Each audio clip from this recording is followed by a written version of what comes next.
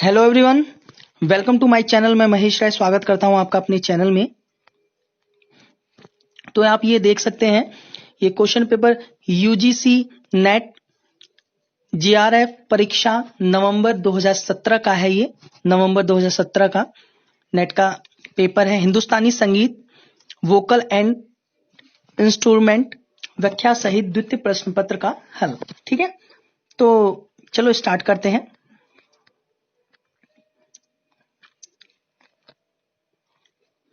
तो ये रहा आपका पहला प्रश्न। निम्न में से कौन सा राग कल्याण ठाट से नहीं है? ए छायानट, बी केदार, सी शुद्ध कल्याण या डी गौरक कल्याण।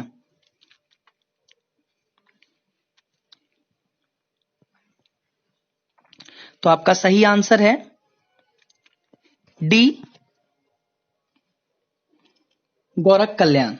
ठीक है, आइए थोड़ा सा हम इसके बारे में पढ़ते हैं।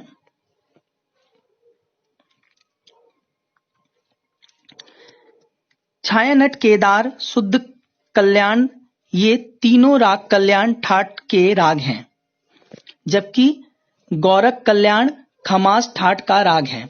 जाति इसकी साड़व साड़व, वादी म संवादी सा।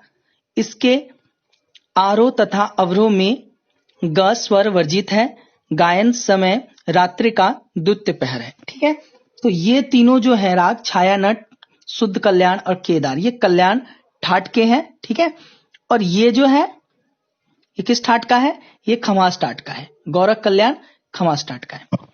चलो दूसरे प्रश्न की ओर चलते हैं। उल्लास कशालकर किसके शिष्य हैं? ए गजानन राव जोशी, बी भीमसेन जोशी, सी अनंत मनोहर जोशी या डी ध्रुव तारा जोशी।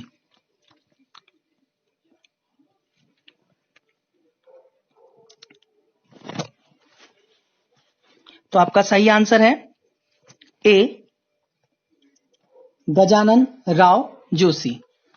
आइए इनके बारे में थोड़ा सा जानते हैं। गजानन राव जोशी के गुरु उल्लास कलास्कर जी हैं। ठीक है, अनंत मनोहर जोशी के गुरु बालकृष्ण बुआ जी हैं, ये भी याद रखना। और भीमसेन जोशी के गुरु सवाई गंधर्व है। ठीक है, तो गजानन ये जो यहां पे दिया है, गजानन राव जोशी के गुरु कौन से हैं? उल्लास कलास्कर। यहां पे इसे ही प्रश्न पूछा गया है।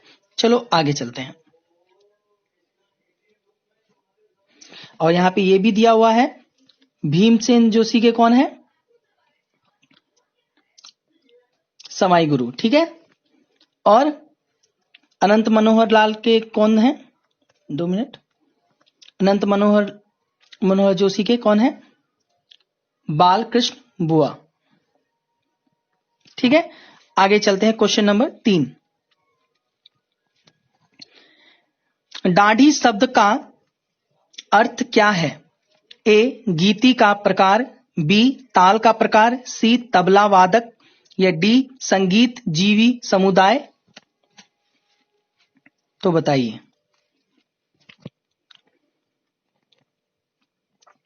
तो इसका सही आंसर है डी संगीत जीवी समुदाय। आइए इसके बारे में थोड़ा डिटेल से हम जानते हैं। दाढ़ी शब्द संगीत जीवी समुदाय से लिया जाता है।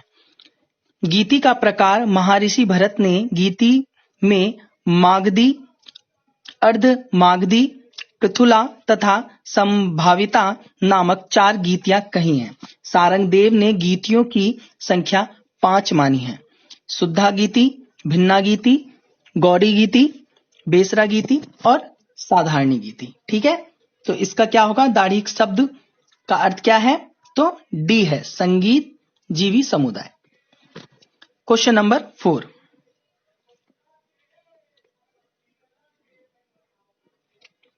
इसको हम थोड़ा छोटा करते हैं और थोड़ा छोटा करते हैं।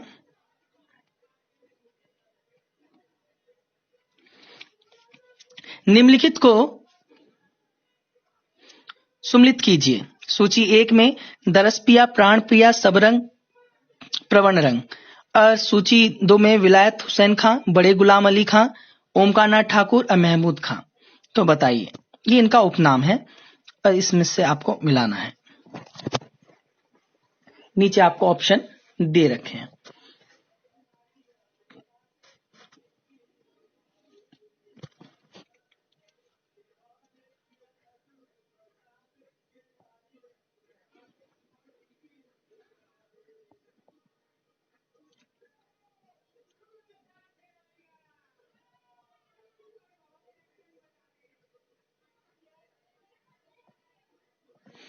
तो सही आंसर है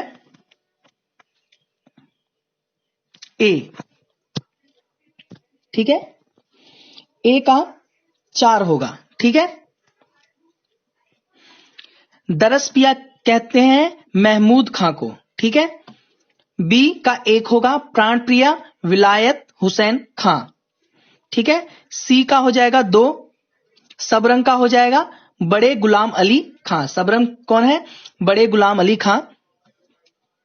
प्रवर्ण रंग कौन सा हो गया? ओमकार नाथ ठाकुर। तो एक चीज बता देता हूं, ऐसे प्रश्न में अगर आपको एक भी आता है तो आपको सब पता चले। जैसे आपको ये भी अगर पता है कि प्रवर्ण रंग जैसे ओमकार नाथ ठाकुर का है, तो ये देख लीजिए डी का 3 है, तो इसमें से देखिए डी में 3 कौन सा है, तो ये देखिए डी में 3 ये रहा, तो इसका ए सही हो जाएगा। इस तरीके से आप कर सकते हैं। आगे यहाँ पे दिया हुआ है आंसर में, ओमकार नाथ ठाकुर की रचना को प्रवर्ण रंग के नाम से जाना जाता है क्योंकि उनकी अधिकतर रचना प्रवर्ण शब्द का अधिक प्रयोग होता है। बड़े गुलाम अली खां को सबरंग के नाम से जाना जाता है। ठीक है,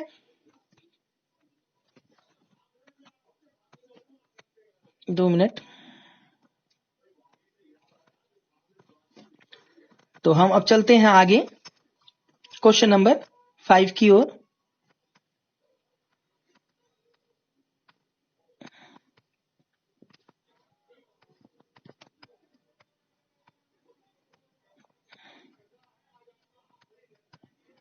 ये रहा क्वेश्चन नंबर 5।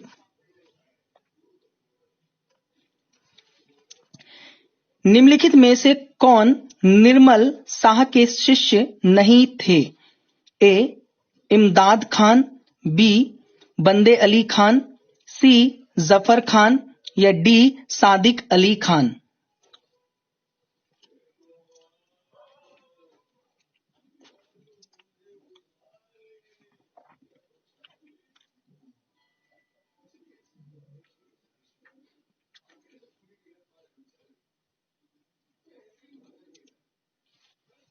तो इसका सही आंसर है डी।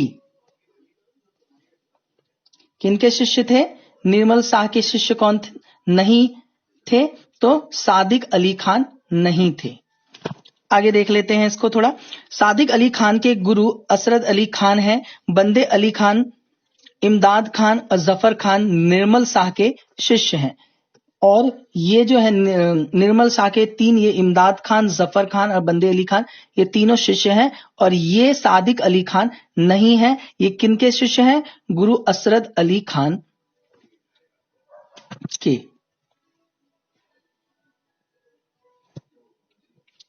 तो सादिक अली खान के गुरु असद अली खान हैं।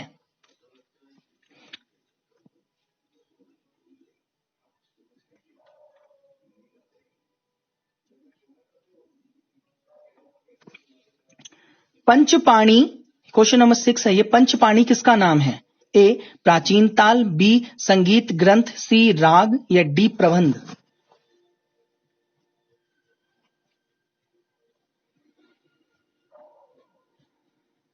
तो इसका सही आंसर है ए, ये प्राचीन ताल का नाम है। ठीक है, थोड़ा से पढ़ते हैं हम। पंचपाणी प्राचीन ताल का एक प्रकार है जो आधुनिक ताल पद्धति में गाई बजाई नहीं जाती है।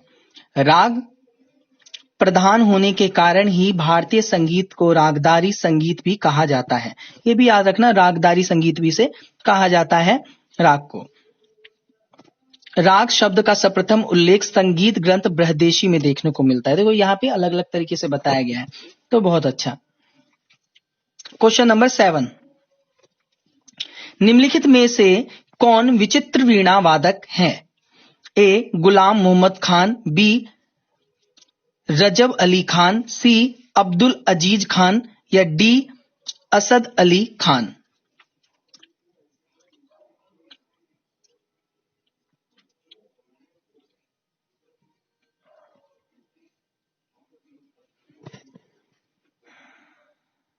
तो इसका सही आंसर है सी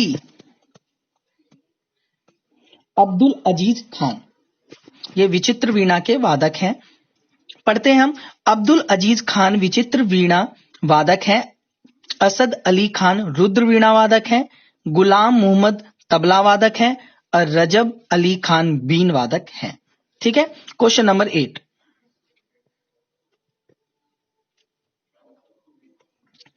क्वेश्चन नंबर 8 है आगरा घराने के ख्याल गायकों के सही समूह को चुनिए जो आगरा घराने के हैं। ए नत्तक खान, विलायत हुसैन खान, खादिम हुसैन खान, बी इनायत हुसैन खान, विष्णु दिगंबर, निसार हुसैन, सी राजा भैया पूछवाले, मुश्ताक हुसैन, अली बख्श खान, डी अब्दुल वहीम, शंकर राव पंडित, जसराज। तो बताइए।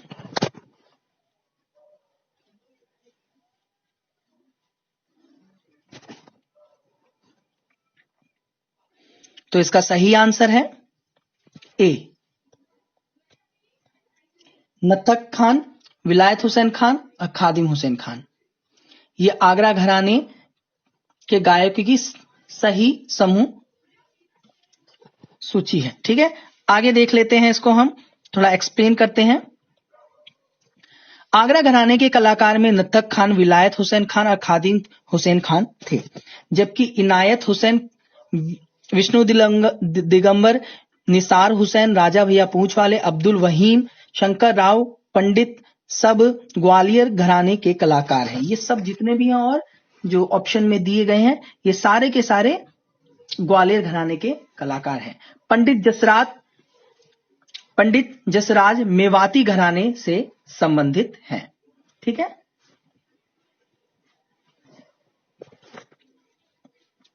आगे चलते हैं। Question number 9।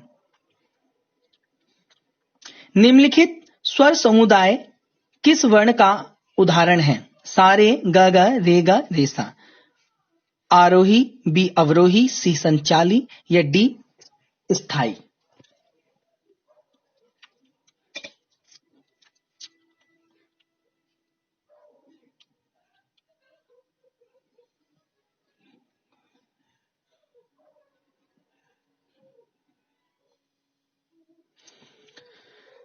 तो सही आंसर है संचाली। ठीक है। इसमें आप देख रहे हैं कि सा के बाद रे हो रहा है, रे के बाद गा के बाद फिर से रेगा हो रहा है, फिर रेसा हो रहा है, तो इसलिए ये संचाली होगी। सिर्फ एक आरोह में ही नहीं चल रहा है, ना ही अवरोही में चल रहा है, ये आरोह अवरोह दोनों में चल रहा है, इसलिए संचाली है। आगे इसको हम थोड़ा सा पढ़ते हैं, एक्सप्लेन करते हैं। संचाली स्वर समुदाय में स्वर को सा रे गा गा रे ग रे सा इस प्रकार किया जाता है, जबकि आरोह में स्वर को सारे ग म प ध नि सा तथा अवरोह में वैसे ही जैसे मैंने अभी आपको बताया सा नी ध प म ग रे सा किया जाता है, इसलिए ये संचाली है, इसमें दोनों का प्रयोग किया जा रहा है। Question number 10।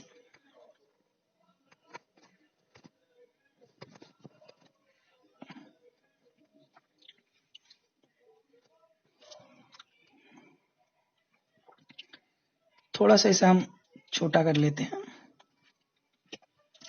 निम्नलिखित स्वर समुदाय किस राग का है? रे रे प म प ध नी प म प और म। मियां मल्हार, बी सहाना, सी बहार या डी गौड़ सारंग।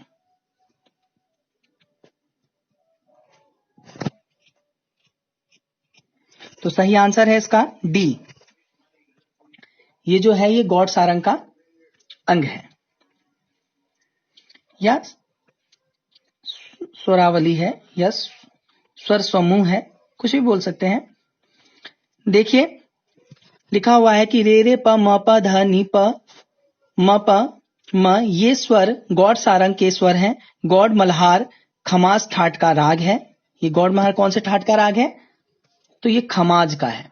जाति संपूर्ण है, वादी मध्यम है, संवादी सडज है, गायन समय रात्रि का द्वितीय पहर है, सहाना काफी ठाट का है, और बाहर काफी ठाट का है, और मियां मल्हार भी काफी। और ये तीनों ही जो हैं ये तीनों काफी ठाट के हैं, लेकिन ये जो है ये कौन से ठाट का है? ये खमास ठाट का है। ठीक है, तो क्वेश्चन नंबर 11 की ओर चलते हैं। निम्नलिखित में बियाड़ लय कौन सी है? ए 1/2, बी 3/4, सी 1/4 और फिर डी 2/3। सी है 1/4 और डी है 2/3।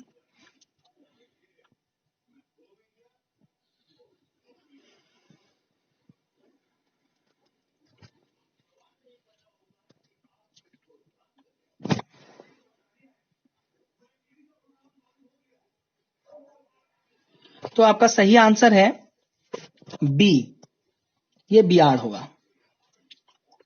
देखते हैं कैसे। बियाड़ की लयकारी 1/3/4 की होती है।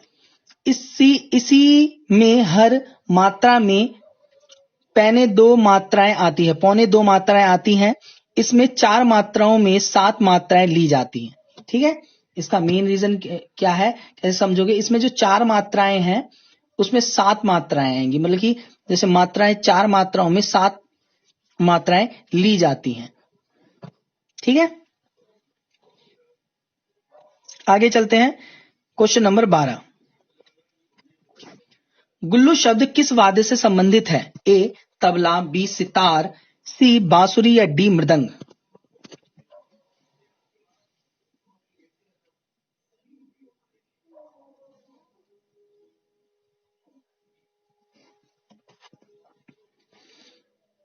तो आपका आंसर है बी, गुल्लू जो शब्द है वो सितार से संबंधित है। ठीक है, थोड़ा सा एक्सप्लेन करते हैं इसे। गुल्लू सितार वाद्य से संबंधित है।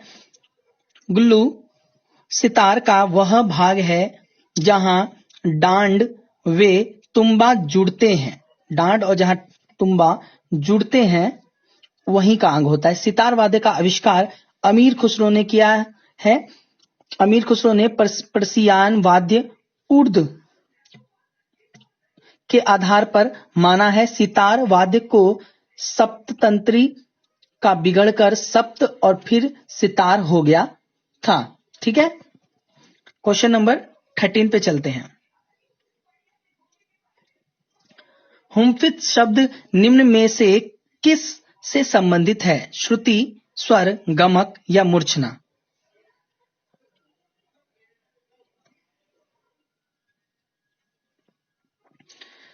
तो आपका सही आंसर है सी, ये गमक से संबंधित है, ये आपको पता ही है।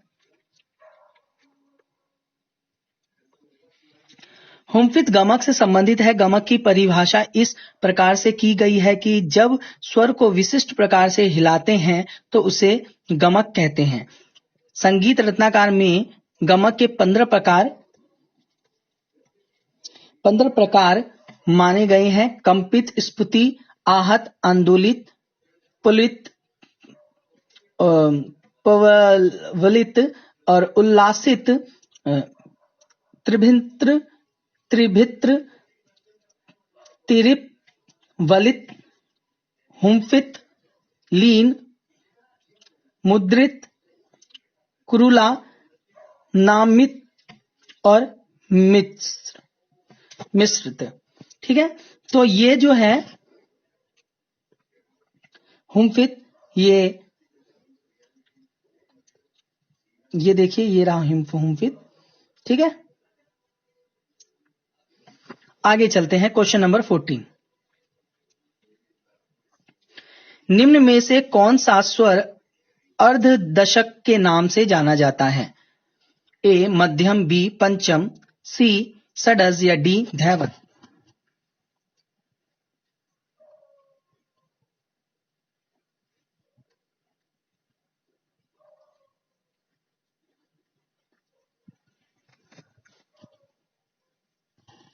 तो इसका सही आंसर है ए मध्यम स्वर अर्धदशक स्वर के नाम से जाना जाता है। ठीक है, आगे चलते हैं question number 15। My music my life ग्रंथ के लेखक कौन है? ए रतनजनकर, बी रविशंकर, सी रविंद्रनाथ टैगोर या डी अली अकबर।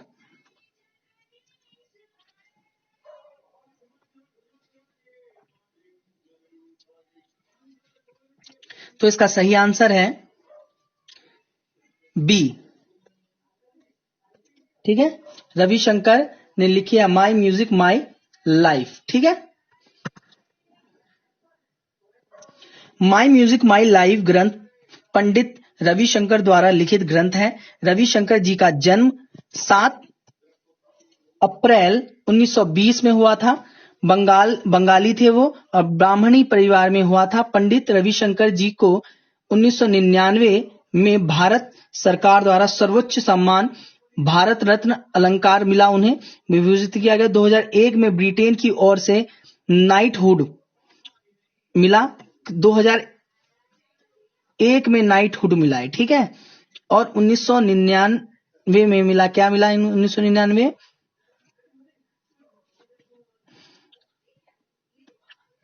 भारत रत्न। ठीक है, और ये देखिए इनको ग्रैमी अवार्ड भी मिला है 2002 में।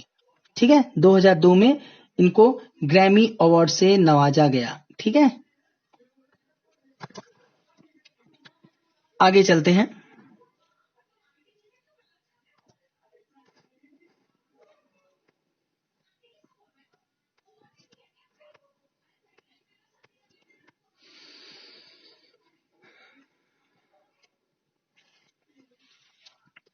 क्वेश्चन नंबर 16, निम्न में से कौन सा राग आश्रय राग है? पूर्वी, बी राम मालकोस या सी रामकली या डी पूरिया।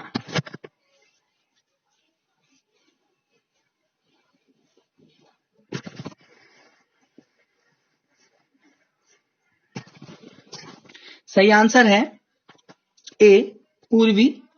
यह आश्रय राग है, ठाट भी है ये और राग भी है।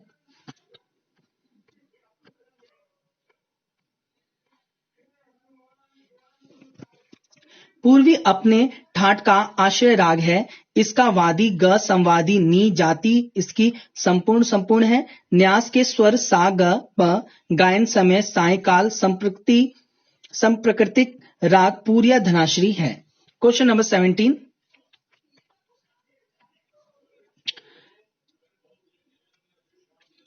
चतुर्श जाति त्रिपुट ताल की मात्रा संख्या है 10, 8, 12 या 16।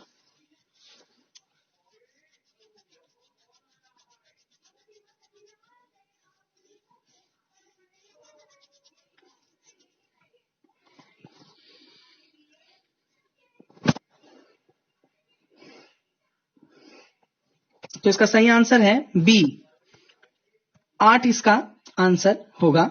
आगे पढ़ते हैं इसको थोड़ा सा।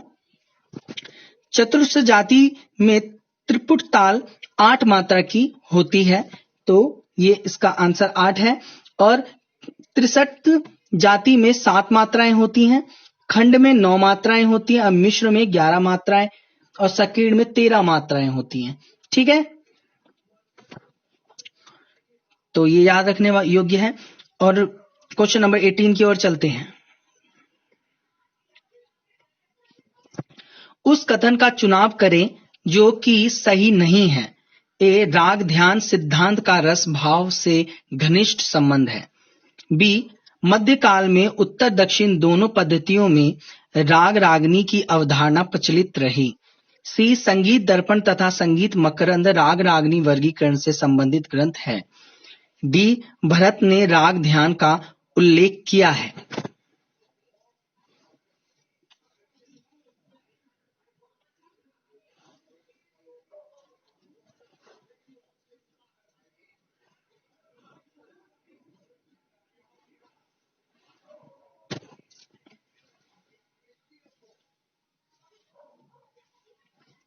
इसका सही आंसर है डी।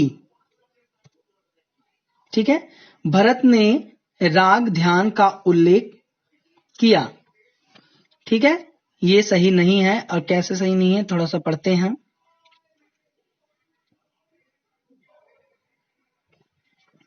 भरत ने नाट्य शास्त्र ग्रंथ 200 ईस्वी पूर्व से 400 ईस्वी पूर्व का लिखा माना जाता है। नाट्य शास्त्र में राग ध्यान का उल्लेख नहीं किया गया है, बल्कि ध्रुवागीति भेद का उल्लेख मिलता है। राग ध्यान का उल्लेख मतंग मुनि के बृहदेशी ग्रंथ में मिलता है।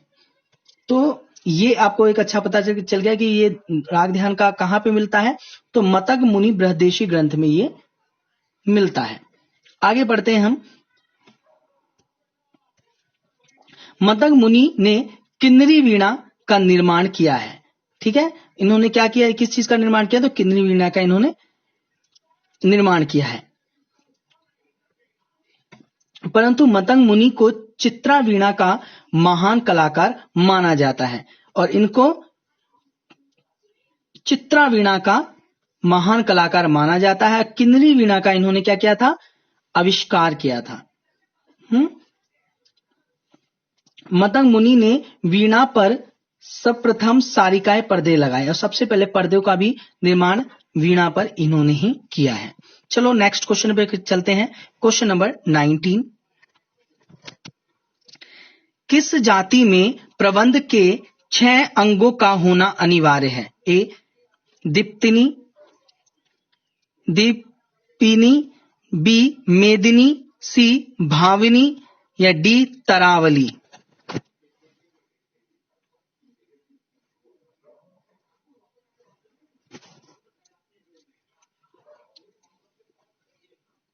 तो इसका सही आंसर है बी मेदिनी में। ठीक है, प्रबंध के 6 अंगों का होना अनिवार्य होता है इसमें। आओ इसको पढ़ते हैं। मेदिनी जाति में प्रबंध के 6 अंग का होना अनिवार्य है। कौन सी जाति में? फिर से बता देता हूं, मेदिनी में 6 अंग का होना अनिवार्य है। आगे पढ़ते हैं हम इसे। दीप्तिनी जाति में 4 अंग होते हैं। दीप्तिनी में कितने होते हैं? इसमें 4, मेदिनी में 6 और भावनी जाति प्रबंध में 3 अंग होते हैं। ठीक है, और तरावली जाति में 2 अंग होते हैं और अनादिनी जाति में 5 अंग होते हैं। ठीक है, आगे चलते हैं। Question number 20। साम संगीत में अलंकारिक प्रयोगों के लिए किन परिभाषिक शब्दों का प्रयोग किया गया है? ए आलबन उद्दीपन, बी विनित अतिक्रमण, सी आकर्षण विकर्षण, डी सम विषम।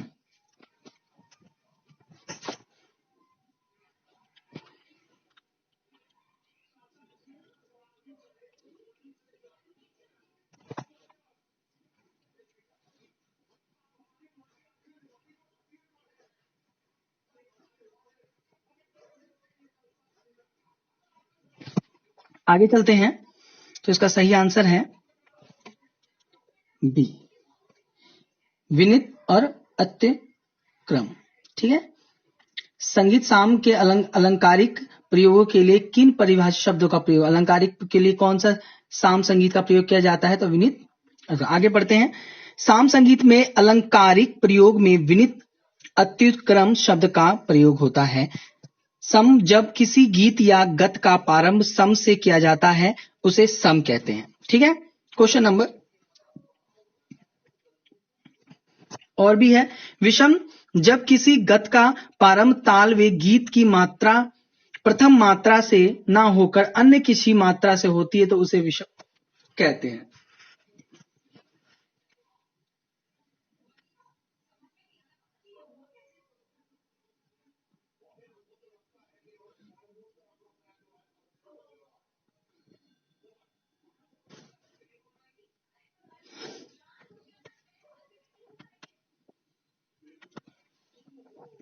निम्नलिखित में से किन विद्वान ने जन्य जनक व्यवस्था का उल्लेख नहीं किया है? ए. हृदय नारायण देव, बी.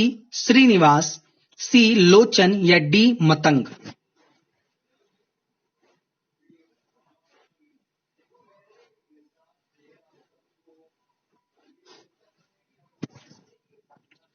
तो आपका सही आंसर है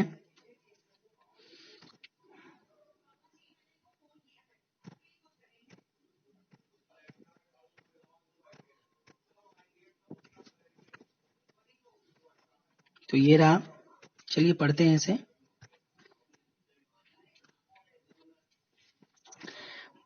मतंग कृत बृहदेशी में जन्य जनक व्यवस्था का उल्लेख नहीं किया गया है।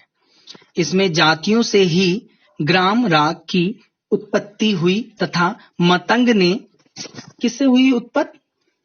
इसमें जातियों से ही ग्राम राग की उत्पत्ति हुई तथा मतंग ने सर्वप्रथम संगीत साहित्य में राग शब्द का प्रयोग किया। इस ग्रंथ में नदोपत्ति, श्रुति निर्णय, स्वर निर्णय, अलंकार, गीति, राग भाषा, प्रबंध अध्याय का वर्णन है। चलो आगे चलते हैं। Question number 22।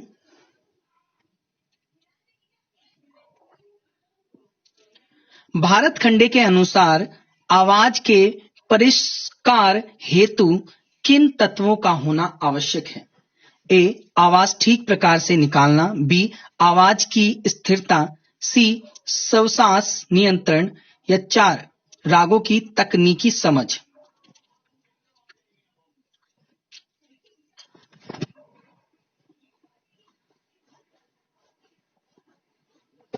तो इसका सही आंसर है, इसमें कुट दे रखे हैं, आप कुट देख के बता सकते हैं।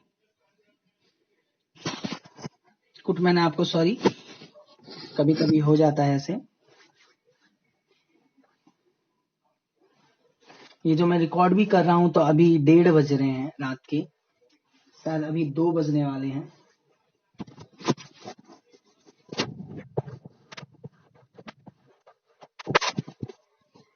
तो इसका सही आंसर है डी। ठीक है, इसका होगा डी में क्या है? 1, 2 और 3। 1, 2, 3। आवाज ठीक प्रकार से निकालना आना चाहिए, आवाज की स्थिरता, श्वास नियंत्रण। ठीक है, रागों की तकनीकी समझ जरूरी नहीं है, आगे पढ़ते हैं, वो बात की बात है।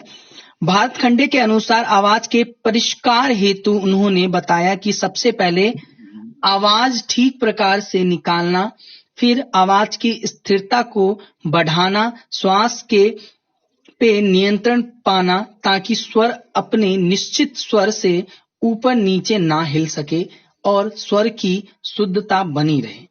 तो यह है इसका आंसर। ठीक है, आगे चलते हैं। Question number 23। जिस राग में पंचम का प्रयोग ना होता है उसे इंगित कीजिए। ए. सोहनी, बी. सुहा, सी. गौड़ सारंग, गौड़ मल्हार, डी. बाहर। ये मैंने उसको थोड़ा सा सारंग बोल दिया था, ये गौड़ मल्हार है। ठीक है, तो बताइए।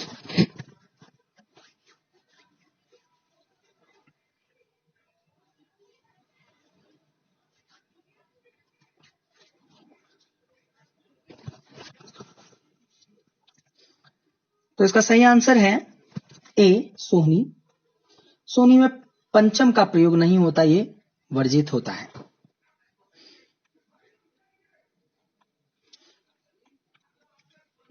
सोनी राग में पंचम का प्रयोग नहीं होता है। सोनी मारवा ठाट का राग है। सोनी कौन सा ठाट का राग है? तो ये मारवा ठाट का राग है। इसकी जाति औड़व साड़व है, वादी इसका ध है, संवादी ग है। इसमें आरोह में रेपा तथा अवरोह में प वर्जित है, तो प तो पूर्ण रूप से इसमें वर्जित है। गायन समय 2 मिनट।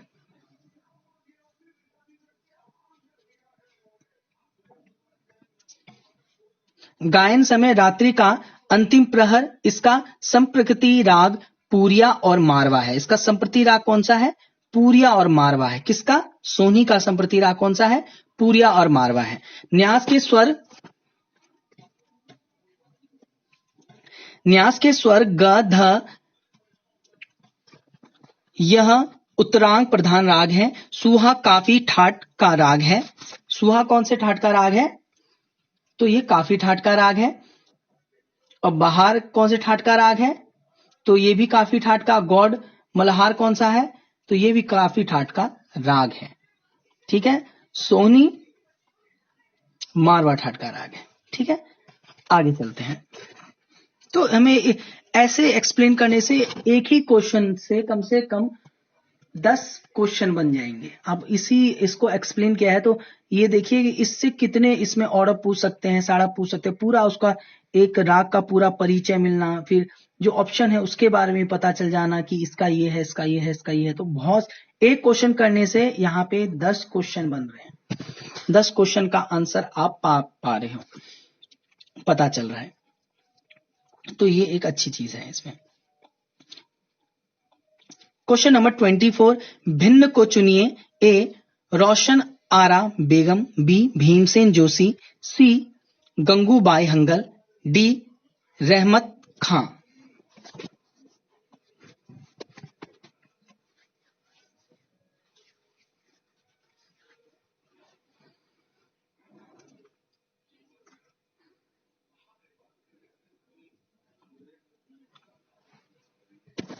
तो इसका सही आंसर है डी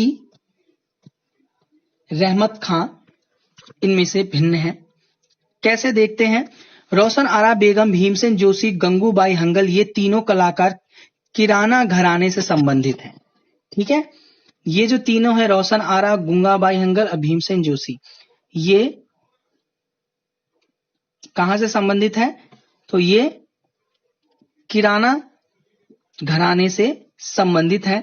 जबकि रहमत खां ग्वालियर घराने के कलाकार हैं। रहमत खां के गुरु हद्दू खां हैं। ठीक है।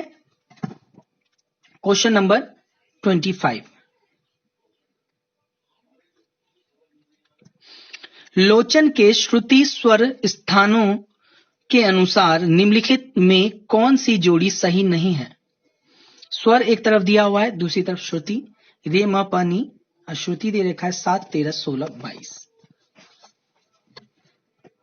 आपको ये बताना है कि कौन सी श्रुति की जो व्यवस्था उन्होंने जो बताई है उसके हिसाब से कौन सा सही नहीं है।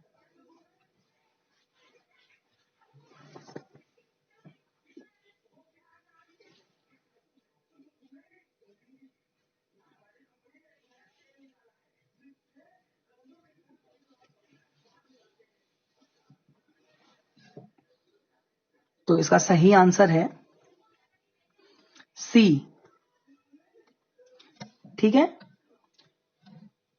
सी सही नहीं है, प का 16 नहीं होगा। पढ़ते हैं कैसे? लोचन के श्रुति स्वर स्थानों में प श्रुति की सही जोड़ी नहीं है। लोचन जी ने अपने स्वर सा को चौथी श्रुति पर, रे को 7वीं श्रुति पर, गौ को 9वीं श्रुति पर और म को 13वीं श्रुति पर, प को 17वीं श्रुति पर और ध की 20वीं श्रुति पर, नी को 22वीं श्रुति पर दर्शाया है। हाँ, तो प को कहां दर्शाया इन्होंने?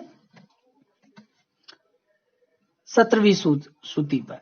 ठीक है, तो इसका ये आंसर गलत होगा। 17वीं पे कैसे होगा ये यहां पे देख सकते हैं। इसके अनुसार जब आप गिनोगे 22 श्रुति पे जब इसे डालोगे तो आपको पता चलेगा ये प्राचीन काल के अनुसार जो श्रुति की व्यवस्था है 7वीं श्रुति पे आएगा और मध्यम ग्राम के अनुसार 16वीं श्रुति पे आएगा। हाँ,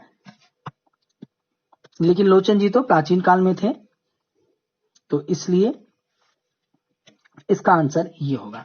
तो आज के लिए तो ये 25 क्वेश्चन आज के लिए हो गए हैं। तो मुझे उम्मीद है आपको अच्छा लग रहा है। और हमारा जो टेलीग्राम है उसका नाम बता देता हूं, ऑल म्यूजिक एग्जाम। ये टेलीग्राम है, यहां से आप जुड़ सकते हैं, कोई भी इंफॉर्मेशन हो यहां से आप ले सकते हैं। मैं बिजी रहता हूं तो इसलिए मैं बहुत कम आपको वहां पे मैसेज कर पाता हूं। तो वहां पे और भी लोग हैं, सबसे जुड़ जाइए, सबसे पूछिए, जहां से हेल्प मिल पाए वहां के लिए अच्छा है। मैं देखूंगा बाद में तो मैं भी उसका रिप्लाई कर दूंगा। तो अच्छे से आप सब करिए और हमारा जो चैनल है उसको सब्सक्राइब कीजिए, लाइक कीजिए, बेल आइकन दबाइए और लोगों तक उसे शेयर भी जरूर कीजिए ताकि लोगों की हेल्प हो पाए। और आज के लिए इतना ही। जय भारत, जय हिंद, जय भारत। आज के लिए थैंक यू एवरीवन।